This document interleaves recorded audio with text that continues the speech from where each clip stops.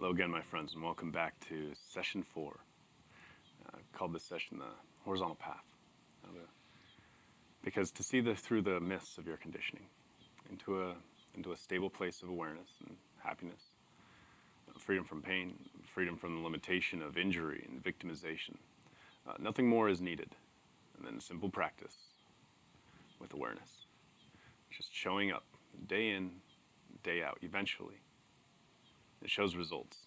Just showing up, doing the practice, it brings results. It's guaranteed. It's also why most people don't see results. They get disillusioned, they get disheartened, for all kinds of different reasons. Maybe they don't believe their expectations are being met.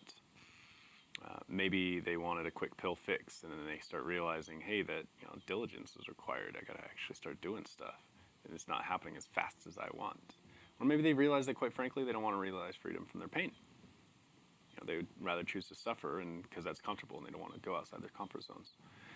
Some people prefer to suffer. Sounds crazy, I know, but hey, some people would rather complain and be a victim than actually grow. But we're never victims of anyone else outside. We're never victims of our circumstances, our situations, or events in our lives. We're only ever victims of ourselves, and that's fine. There's no judgment there. When someone's ready to wake up, they will. What I'm sharing in this video today is an elaboration of some of the practices in this series. And to be honest, I was questioning whether or not to go into this because it is a little bit more advanced. And I want to keep this series as simple and accessible as I can.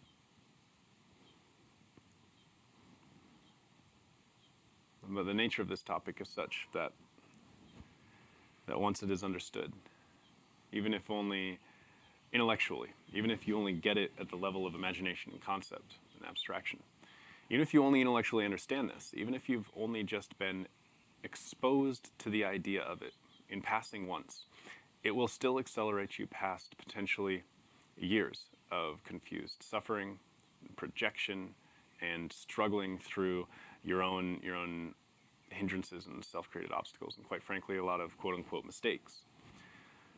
So I consider it to be rather important, because it isn't really brought up very often either, or taught in a coherent way. People have a lot of challenges and a lot of questions that come up whenever they start initiating a spiritual path or self-development path, when they start doing yoga, when they start meditating, for example, start inquiring as to the nature of reality. A lot of them have to do with this topic, but again, this topic is hardly ever actually taught. And if it is taught, it's veiled, it's cloaked in mysticism, it's buried under layers and layers of tradition and dogma and mistranslation. So I want to give you a really clear and grounded understanding of this topic, which is the topic of the conditioning of the human body-mind system.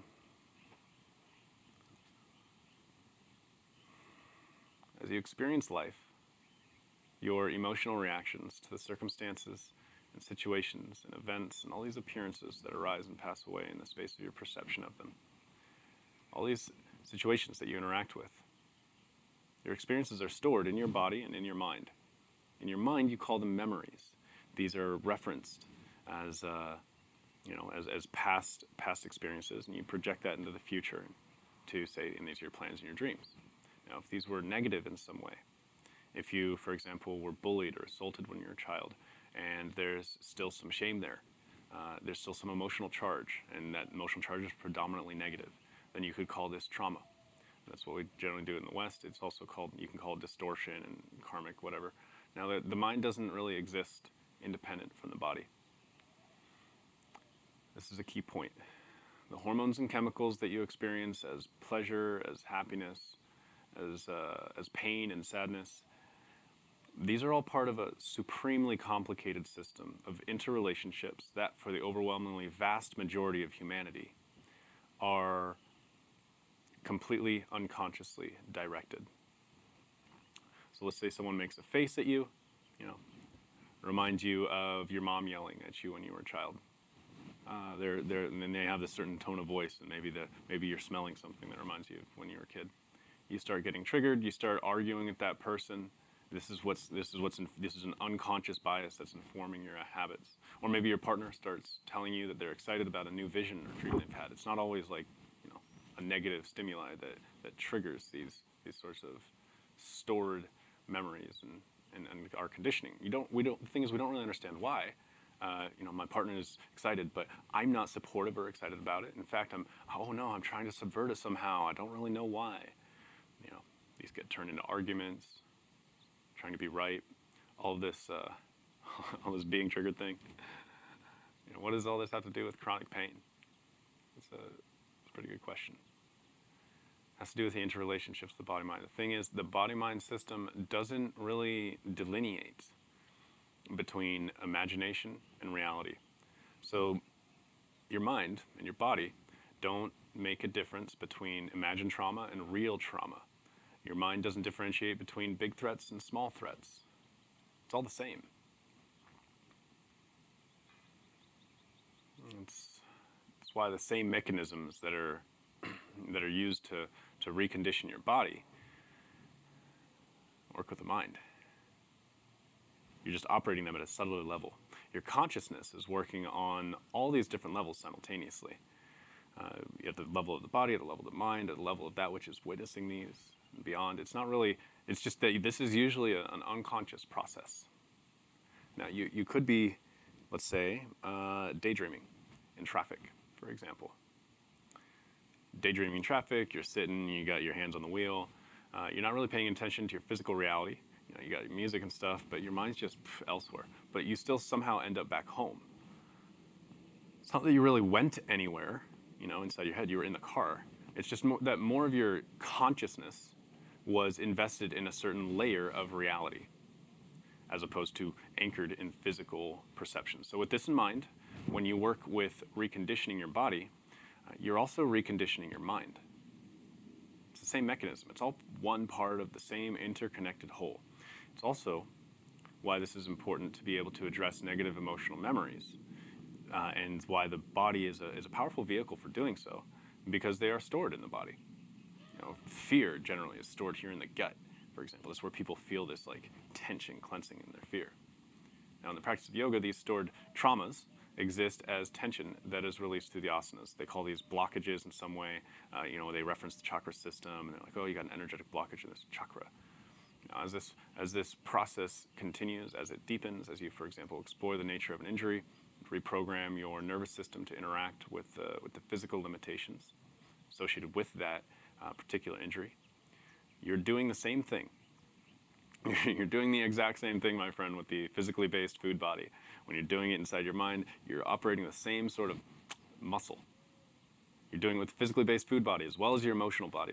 Now, this complex system of interrelationships is quite beyond the scope of this particular course. If you are interested in diving further, I would suggest you check out the horizontal path. I've mentioned it briefly before. Links will be in the description below. It's far more effective and efficient for someone to explore this on their own and discover their own internal language for communicating this reality to oneself than it is to simply listen to someone talk. And that's why a lot of this is increasingly focused on the asana practice. That's the good thing about the asana practice. You don't really need to think about it. But some context is useful in a sense. So it allows you to actually just trust the process and actually understand how all the pieces start fitting together.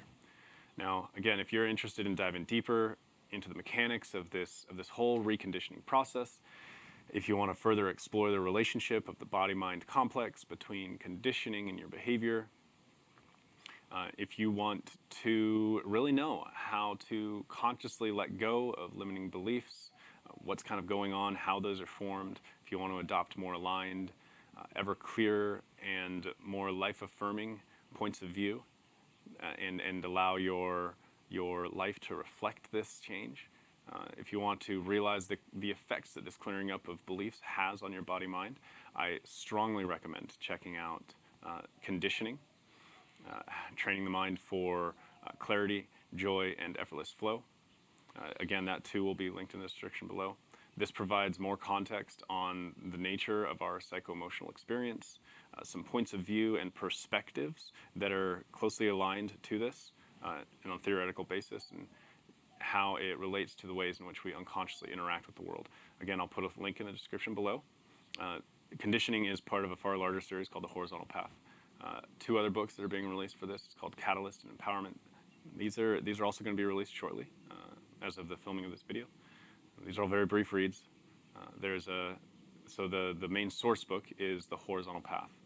This dives into the really in a comprehensive level, covering all this in much greater detail, guiding the reader through a step-by-step rewiring of basically their entire belief architecture in accordance with what resonates most strongly with them, in accordance with what they want out of themselves, out of their lives. None of these books are really necessary. It's enough just to show up.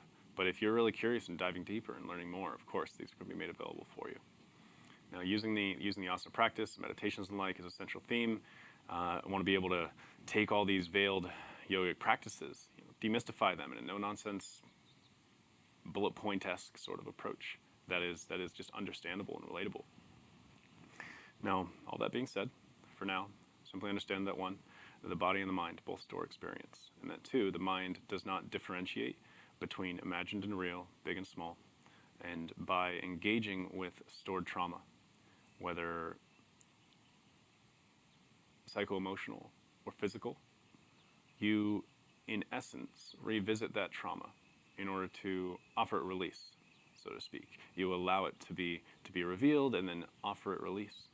Now, when you view the asana practice with this in mind, you make quote-unquote healing far more available to both the body and the mind. Now, if you pay attention, you might notice that emotionally charged memories pop up while stretching.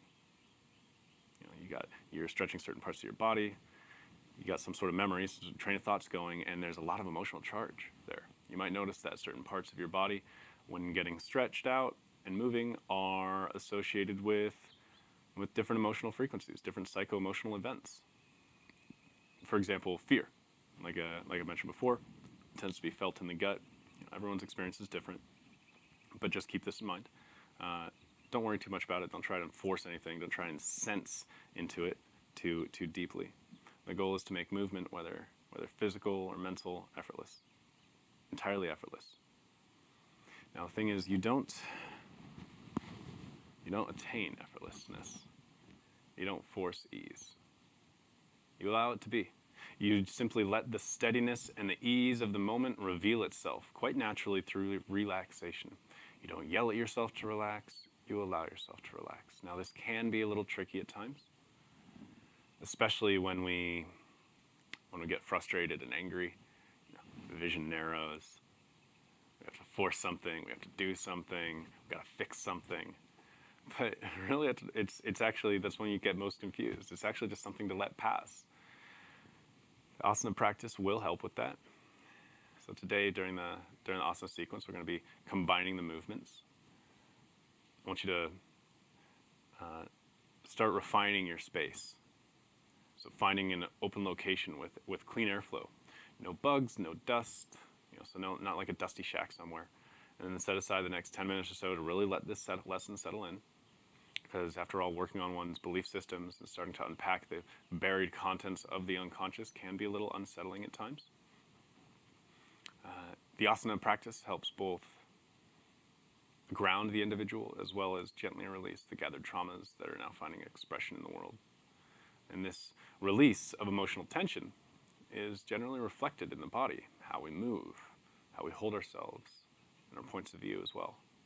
And this finds manifestation over time as injuries, as tensions, as gnarled attitudes and twisted beliefs that inform how we move and interact in the world.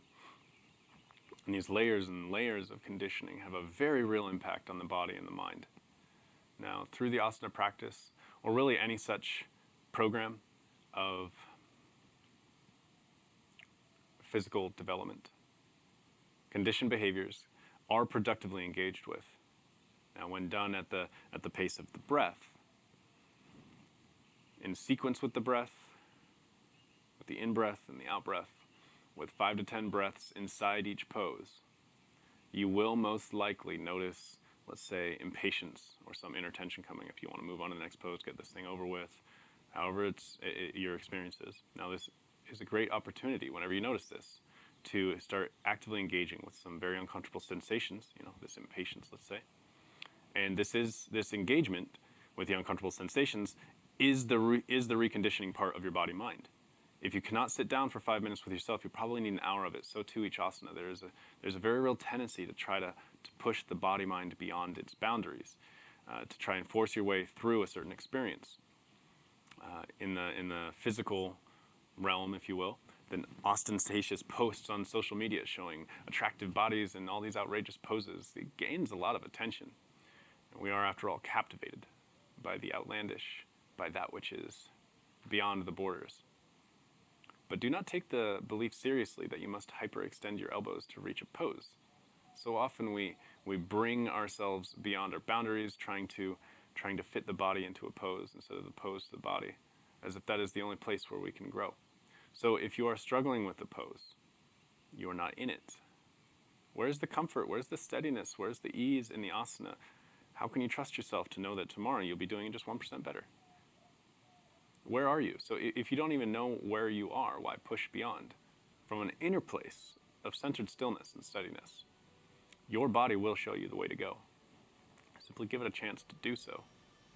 Remember, listen to your body, open your awareness, guide your movements with your breath, and have fun.